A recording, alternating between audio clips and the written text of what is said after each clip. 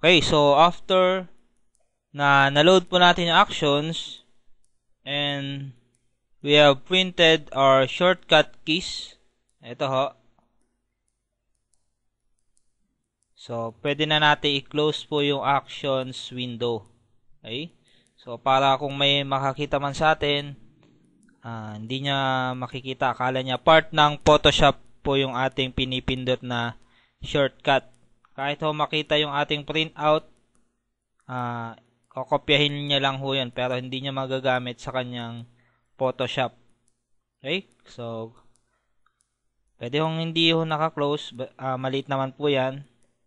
So, mas handy po kapag may printed shortcuts po tayo. Okay? So, our first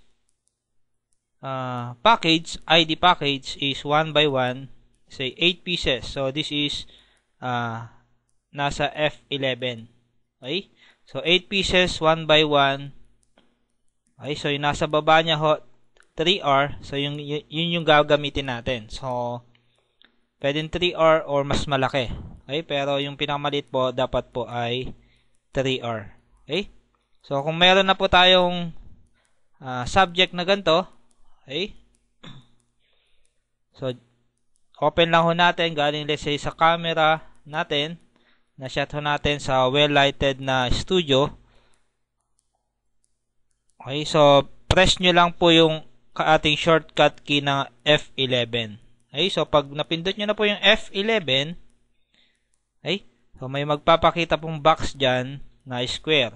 Okay, so i-center nyo lang ho using your mouse or your keyboard arrow keys. So yan ho, halimbawa naka-center na ho. So, just press enter or double click nyo po dun sa inside ng square. So, I will press enter. So, siya na po yung kusang magpapackage ng 8 pieces na 1 by 1. Okay? So, sa ating 3R. Okay? So, continue ho natin. Okay? So, ito pala 8 pieces. So, may puti ho dito. Okay? Kasi pwede ho natin gamitin yung mas maliit ho na papel kasi kasya pa naman po. Okay? Yung scrap 1 natin. So, dito sa message, binabanggit ho dito yung size ng papel. Tapos yung kanyang orientation. So, this is yung set natin sa page setup. So, just press continue. Okay, so magpapakita ho yung ating print setup. Okay, so just click print and select our printer, yung installed printer kung more than one po yan. So select nyo po, halimbawa dito, and press properties. Okay, so this is an Epson print setup dialog. Okay, so ito yung kanyang basic dialog box, pero hindi po tayo dito magseset, kundi ho dito sa advance. So click nyo po yung advance dun sa bandang baba. Okay, so taas click nyo po yung show this screen first. Okay, so bakit ho dito sa advance? Kasi ho dito pwede na tayong mag-save ng settings. Okay, so let's take a look dun sa mga na-save namin settings. 4-hour portrait, 2x2, 5-hour portrait. So, yung nagpakita kaninang message is 3-hour portrait. Okay? So, we have 3-hour is 3.5 by 5. So, we use in our paper type, photo paper.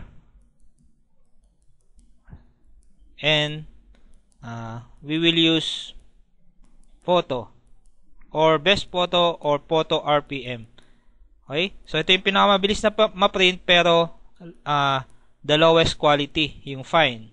Yung photo RPMs, the best quality, pero yan po yung pinaka mabagal po o pinakamatagal na i-print at pinakamagasto po ng ink. So, let's say dito lang po tayo sa photo or best photo. Okay? So, let's select photo this time. And just click photo enhance. and digital camera correction, and smooth skin. Okay?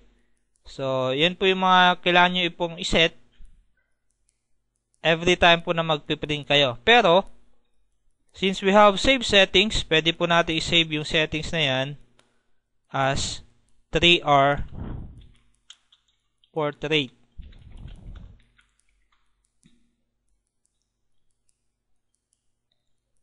So, every time na kailangan natin yung settings na yon, let's say, cancel ho muna natin to.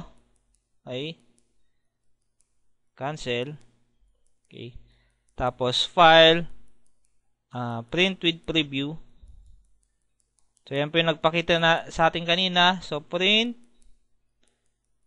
properties.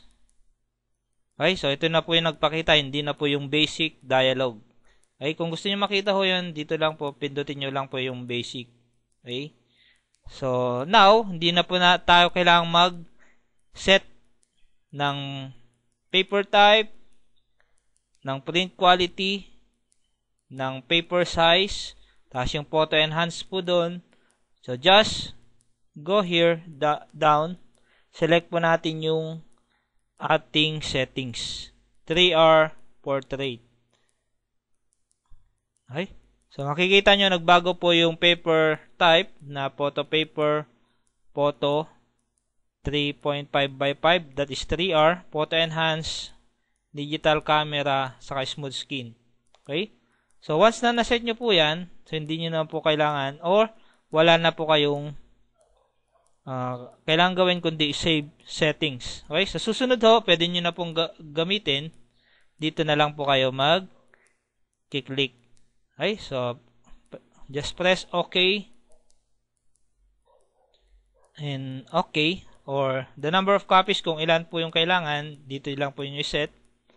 Okay, kung isa lang po, just press OK or press Enter. Okay, so ganyan lang po yung gagawin natin sa 8 pieces 1 by 1 na package. Okay, so nagpiprint na po siya 1 by 1 ID 8 pieces by Piso Print.